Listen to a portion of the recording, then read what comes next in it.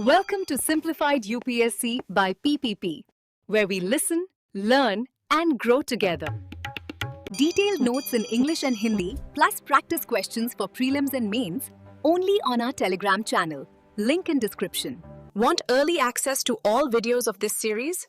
Join our paid Telegram group for just 499 rupees. One-time payment, lifetime access. WhatsApp now to join us. नमस्कार। आज हम NCERT की किताब समकालीन विश्व राजनीति के एक बहुत ही दिलचस्प अध्याय समकालीन दक्षिण एशिया की गहराइयों में उतरेंगे। ये अध्याय उन सभी के लिए बहुत महत्वपूर्ण है जो हमारे पड़ोस की राजनीति और भारत के संबंधों को समझना चाहते हैं। और ये चर्चा शुरू करने से पहले एक छोटी सी बात, अगर आप चाहते हैं कि हम आपके लिए ऐसा ही उपयोगी कंटेंट लाते रहें तो simplified UPSC by PPP YouTube channel को सब्सक्राइब करें और हमारी पेड मेंबरशिप ज्वाइन करने पर जरूर विचार करें। आपका सहयोग हमें बहुत मदद करता है। तो चलिए, आज का बड़ा सवाल यह है कि एक ही ऐतिहासिक और भौगोलिक क्षेत्र में होने के बावजूद क्यों भारत एक स्थिर लोकतंत्र बना, पाकिस्तान बार बार सेना के शासन में चला गया और नेपाल ने तो अपनी सदियों पुरानी राजशाही को ही उखाड़ फेंका। इन अलग अलग रास्तों के पीछे की कहानी क्या है? ये सवाल ही इस पूरे अध्याय का सार है। जब हम दक्षिण एशिया कहते हैं तो हमारा मतलब आम तौर पर बांग्लादेश, भूटान, भारत, मालदीव, नेपाल, पाकिस्तान और श्रीलंका से होता है। और इस पूरे क्षेत्र की कहानी अगर एक लाइन में कहनी हो तो वो है लोकतंत्र के लिए एक लंबा, मुश्किल और उतार चढ़ाव भरा संघर्ष। कहीं लोकतंत्र की जड़ें गहरी हुई तो कहीं वो बार बार उखड़ता रहा। आज हम इन्हीं अलग अलग कहानियों और उनके आपसी जुड़ाव को समझने की कोशिश करेंगे। बिल्कुल। तो चलिए पाकिस्तान से ही शुरू करते हैं। ये सेना और लोकतंत्र के बीच की खींचतान का शायद सबसे क्लासिक उदाहरण है। एकदम सही। पाकिस्तान की राजनीतिक कहानी में एक पैटर्न है, वो बार बार दोहराया गया है।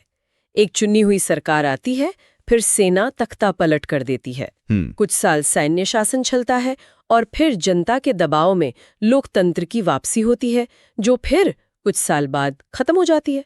जनरल अयूब खान से लेकर जनरल जिया उल हक और जनरल परवेज मुशर्रफ तक ये चक्र कई बार चला है। तो सवाल उठता है कि आखिर ऐसा होता क्यों है? क्या वहां लोकतंत्र की जड़ें ही कमजोर हैं या कोई और बात है? इसके पीछे 3 बड़ी वजह हैं जो एक साथ काम करती हैं। पहली और सबसे बड़ी वजह है सेना, कट्टरपंथी धर्मगुरुओं और बड़े जमींदार अभिजात वर्ग का दबदबा। ये तीनों मिलकर एक ऐसा शक्तिशाली गुट बनाते हैं जिसके हित हमेशा लोकतांत्रिक सरकारों से टकराते हैं। अच्छा। सेना को अपना बेहिसाब बजट और अधिकार चाहिए, जिसे चुनी हुई सरकारें अक्सर कम करना चाहती हैं। दूसरी वजह है भारत के साथ लगातार तनाव और संघर्ष। हाँ, ये तो है। भारत का खतरा दिखाकर सेना हमेशा खुद को देश के रक्षक के तौर पर पेश करती है और राजनीति में अपनी दखल अंदाजी को सही ठहराती है। लेकिन इन तीनों कारणों में से क्या कोई एक कारण दूसरों से ज्यादा हावी रहा है, या ये तीनों मिलकर एक ऐसा चक्रव्यूह बना देते हैं जिससे निकलना ही मुश्किल है? ये एक चक्रव्यूह ही है, और तीसरा कारण इसे और मजबूत करता है, वो है अंतर्राष्ट्रीय समर्थन की कमी। मतलब बाहरी ताकतों का हाथ? हाँ, खासकर शीत युद्ध के दौर में अमेरिका और पश्चिमी देशों ने अपने साम्यवादी विरोधी हितों के लिए अक्सर पाकिस्तान के सैन्य शासकों का ही साथ दिया। उन्हें एक मजबूत तानाशाह एक कमजोर लोकतांत्रिक नेता से ज्यादा भरोसेमंद लगता था। तो जब देश के अंदर के शक्तिशाली गुट और बाहर की बड़ी ताकतें दोनों ही सैन्य शासन के पक्ष में हों तो लोकतंत्र का टिकना बहुत मुश्किल हो जाता है। तो पाकिस्तान में हमने देखा कि सेना, धर्म और बाहरी ताकतों का गठजोड़ लोकतंत्र पर हावी रहा। जी। क्या बांग्लादेश की कहानी भी इसी पैटर्न पर चली, या उसकी आजादी की लड़ाई ने उसे एक अलग रास्ता दिया? बांग्लादेश की शुरुआत बहुत अलग थी। उसकी लड़ाई लोकतंत्र के लिए उतनी नहीं थी जितनी अपनी बंगाली भाषा और संस्कृति को बचाने के लिए थी। अच्छा। पश्चिमी पाकिस्तान उन पर उर्दू भाषा और अपनी संस्कृति थोप रहा था, जिसके खिलाफ शेख मुजीबुर रहमान के नेतृत्व में एक बड़ा आंदोलन खड़ा हुआ। 1971 में भारत की मदद से आज़ादी मिलने के बाद उन्होंने एक धर्मनिरपेक्ष और लोकतांत्रिक संविधान बनाया, लेकिन दुर्भाग्य से ये ज्यादा दिन नहीं चला। वहां भी तख्ता पलट हो गया? हाँ, 1975 में शेख मुजीबुर रहमान की हत्या कर दी गई और फिर देश सैन्य शासन के लंबे दौर में चला गया। पहले जनरल जियाउर रहमान और फिर जनरल एच.एम. इरशाद ने सालों तक राज किया। 1991 में जाकर वहां लोकतंत्र की स्थायी बहाली हुई। तो कह सकते हैं कि शुरुआत तो अलग थी, लेकिन रास्ता लगभग वैसा ही रहा। बिल्कुल, जन्म एक लोकतांत्रिक आदर्श के साथ हुआ, लेकिन बीच का रास्ता उसे भी पाकिस्तान की तरह ही तय करना पड़ा। पाकिस्तान और बांग्लादेश दोनों की कहानी ब्रिटिश भारत की विरासत से जुड़ी है, लेकिन नेपाल तो कभी गुलाम रहा ही नहीं।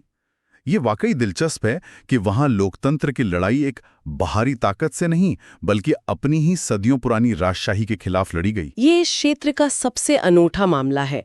नेपाल एक हिंदू साम्राज्य था, जहां राजा को मतलब भगवान विष्णु का अवतार माना जाता था। 1990 में एक बड़े आंदोलन के बाद वो एक संवैधानिक राजतंत्र बना। मतलब राजा रहेगा, पर संविधान के नीचे। दूसरी तरफ लोकतंत्र समर्थक पार्टियां थीं, जो और अधिकार मांग रही थीं, और तीसरी तरफ माओवादी थे, जो इस पूरी व्यवस्था को ही उखाड़ फेंकना चाहते थे। और इन माओवादियों का प्रभाव काफी बढ़ गया था, है ना? बिल्कुल। माओवादी गुरिल्लाओं ने नेपाल के ग्रामीण इलाकों के एक बड़े हिस्से पर अपना नियंत्रण कर लिया था। उन्होंने एक हिंसक सशस्त्र संघर्ष छेड़ दिया था। इस त्रिकोणीय संघर्ष ने देश को सालों तक अस्थिर रखा।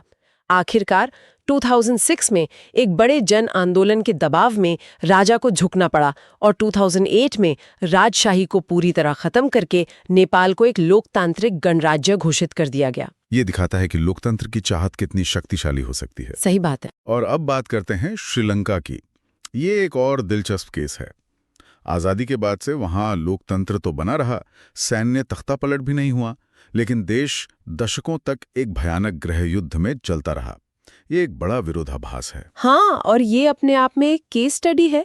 सवाल उठता है कि एक देश भीषण गृह युद्ध के बीच भी न सिर्फ लोकतांत्रिक बना रहा, बल्कि आर्थिक विकास और मानव विकास के संकेतकों जैसे शिक्षा और स्वास्थ्य पर भी अच्छा प्रदर्शन करता रहा। ऐसा कैसे हुआ? इसका क्या कारण था? इसके पीछे दो मुख्य कारण हैं। पहला, श्रीलंका का गृह युद्ध बहुसंख्यक सिंगली समुदाय और अल्पसंख्यक तमिलों के बीच था, जिसका नेतृत्व लिट्टे यानी LTTE कर रहा था। ये संघर्ष मुख्य रूप से देश के उत्तरी और पूर्वी हिस्सों में केंद्रित था। अच्छा, मतलब पूरे देश में नहीं फैला था? नहीं, देश का बाकी हिस्सा, खासकर पश्चिमी प्रांत जहां राजधानी कोलंबो है, वो अपेक्षाकृत शांत रहा और वहां आर्थिक गतिविधियां चलती रहीं। दूसरा, श्रीलंका ने आज़ादी के बाद से ही अपनी सामाजिक नीतियों यानी शिक्षा और स्वास्थ्य में बहुत निवेश किया था। इस मजबूत सामाजिक बुनियाद का फायदा उसे गृहयुद्ध के दौर में भी मिलता रहा। ये हमें सिखाता है कि संघर्ष का भूगोल और सरकार की नीतियां कितनी मायने रखती हैं। ये तो हुई इन देशों की अंदरूनी कहानी। अब देखते हैं कि इन सब का पूरे क्षेत्र पर और खासकर भारत के साथ संबंधों पर क्या असर पड़ता है। जाहिर है शुरुआत भारत पाकिस्तान से करनी होगी। निश्चित रूप से ये वो एक रिश्ता है जो पूरे दक्षिण एशिया की शांति और स्थिरता को तय करता है। 1947, 48, 1965 और 1971 के 3 बड़े युद्ध और फिर 1999 का कारगिल संघर्ष, ये सब इसके उदाहरण हैं। इस तनाव के केंद्र में हमेशा से कश्मीर का अनसुलझा मुद्दा रहा है। और 1998 में जब दोनों देशों ने परमाणु परीक्षण किए तो इस संघर्ष का दांव और भी खतरनाक हो गया, क्योंकि अब एक छोटी सी चिंगारी भी एक बड़े विनाश का रूप ले सकती है। और युद्ध के अलावा एक और पहलू है जिसने संबंधों को लगातार खराब किया है, वो है सीमा पार आतंकवाद का। बिल्कुल, भारत का हमेशा से ये आरोप रहा है कि पाकिस्तान आतंकवाद को अपनी विदेश नीति के एक हथियार के तौर पर इस्तेमाल करता है। चाहे वो 1980s के दशक में पंजाब में खालिस्तानी उग्रवादियों को समर्थन देना हो, या 1990s के बाद से कश्मीर में आतंकियों को ट्रेनिंग, पैसा और हथियार मुहैया कराना हो। और इसमें ISI की भूमिका पर भी सवाल उठते रहे। हाँ, भारत का मानना है कि ये सब पाकिस्तान की खुफिया एजेंसी ISI की देखरेख में होता है। 26/11 मुंबई हमला इसका सबसे भयानक उदाहरण था। ये वो मुद्दा है जो दोनों देशों के बीच किसी भी तरह के भरोसे को बनने से रोकता है। पाकिस्तान के अलावा हमारे दूसरे पड़ोसियों के साथ रिश्ते कैसे हैं? बांग्लादेश की बात करें तो वहाँ क्या मुख्य मुद्दे हैं? बांग्लादेश के साथ हमारे रिश्ते दोस्ती और कुछ मतभेदों का मतलब एक मिश्रण है। एक बड़ा मुद्दा हमेशा से गंगा और ब्रह्मपुत्र जैसी साझा नदियों के पानी के बंटवारे का रहा है। फरक्का का समझौता इसी से जुड़ा था, है ना? हाँ, 1996 का फरक्का समझौता एक महत्वपूर्ण कदम था, जिसके तहत शुष्क मौसम में गंगा के पानी के बंटवारे पर एक समाधान निकालने की कोशिश की गई। दूसरा मुद्दा बांग्लादेश से भारत में होने वाले अवैध आप्रवासन का है, और तीसरा सुरक्षा से जुड़ा है, जैसे भारत विरोधी समूहों को बांग्लादेश की जमीन से समर्थन मिलने की चिंता। लेकिन क्या सब कुछ नकारात्मक ही है? पिछले कुछ सालों में तो संबंधों में काफी सुधार भी देखने को मिला है। हाँ बिल्कुल। इन मतभेदों के बावजूद पिछले 2 दशकों में आर्थिक संबंधों में जबरदस्त बढ़ोतरी हुई है। आपदा प्रबंधन और कनेक्टिविटी जैसे क्षेत्रों में सहयोग बढ़ा है। बांग्लादेश अब भारत की लुक ईस्ट और एक्ट ईस्ट नीति का एक बहुत महत्वपूर्ण स्तंभ बन गया है। और नेपाल और श्रीलंका के साथ संबंधों का क्या हाल है? नेपाल के साथ हमारा रिश्ता बहुत खास है। हमारे बीच खुली सीमा है। लोग बिना वीजा पासपोर्ट के आ जा सकते हैं। ये दुनिया में अनूठा है। सही बात है। लेकिन इस करीबी के बावजूद व्यापार, जल विद्युत परियोजनाओं और सुरक्षा को लेकर तनाव भी पैदा होता रहा है, खासकर जब नेपाल की अंदरूनी राजनीति में भारत विरोधी भावनाएं उभरती हैं या जब वहां चीन का प्रभाव बढ़ता है, तो भारत की चिंताएं बढ़ जाती हैं। श्रीलंका के साथ हमारे संबंधों का सबसे जटिल अध्याय तो शायद IPKF वाला ही रहा है। हाँ, वो भारतीय विदेश नीति के लिए एक बड़ी सीख थी।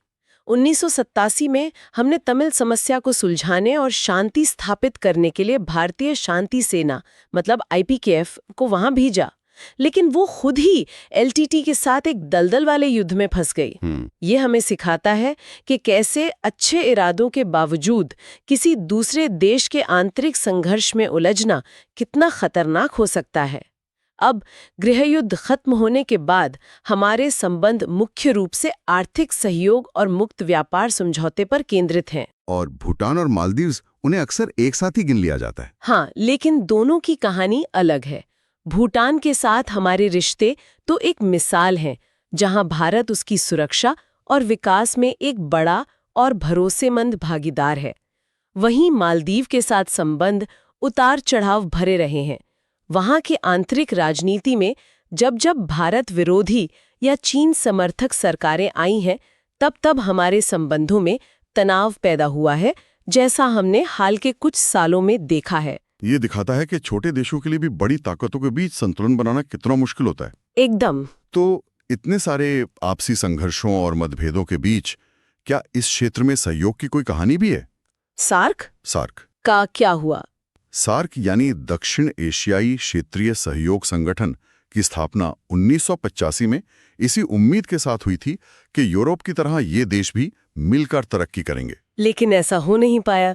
नहीं, ये उम्मीद पूरी नहीं हो पाई। सार्क की स्थिति एक ऐसे परिवार की बैठक जैसी है जहां 2 सबसे बड़े सदस्य भारत और पाकिस्तान एक दूसरे से बात ही नहीं करना चाहते।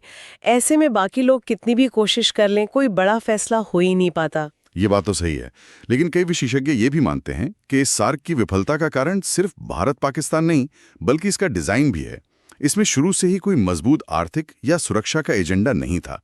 क्या ये भी एक वजह हो सकती है? ये एक बहुत महत्वपूर्ण बिंदु है। सार्क की तुलना अगर हम आसियान या यूरोपीय संघ से करें, तो उनमें व्यापार और अर्थव्यवस्था पर जोर था।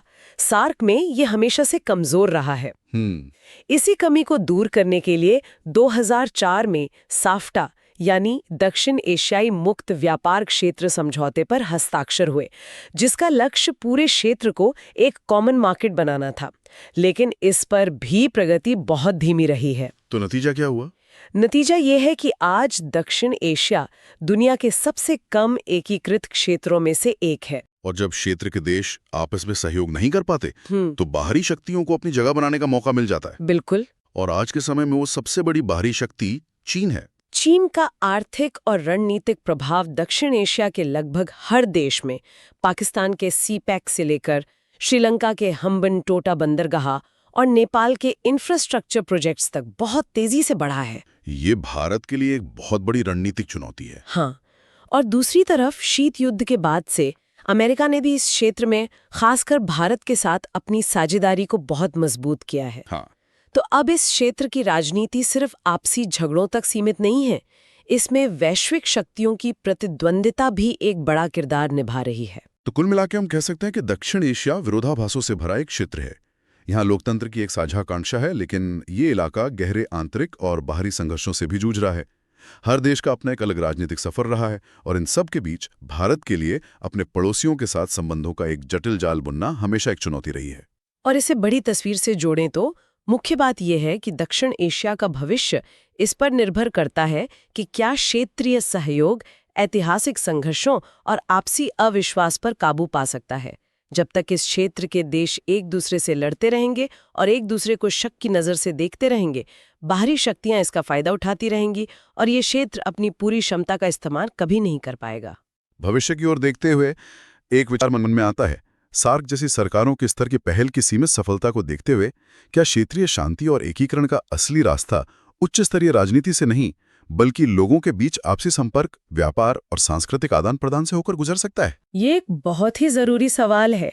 जब सरकारें विफल होती है तो क्या लोगों को, व्यापारियों को, कलाकारों को, छात्रों को आगे आकर रिश्ते जोड़ने चाहिए? शायद भविष्य का रास्ता यही हो। ये सोचने के लिए एक बहुत ही दिलचस्प सवाल है। आज की ये चर्चा अगर आपके लिए उपयोगी रही हो तो हमारे काम को सपोर्ट करने और ऐसे ही और विश्लेषण पाने के लिए सिंप्लीफाइड यूपीएससी बाय पीपीपी पर हमें सब्सक्राइब करना ना भूलें। आपकी मेंबरशिप हमें ऐसा कंटेंट बनाने में बहुत मदद करती है। धन्यवाद। Thanks for watching. Follow us on Telegram and Instagram. Don't forget to like, share, and subscribe.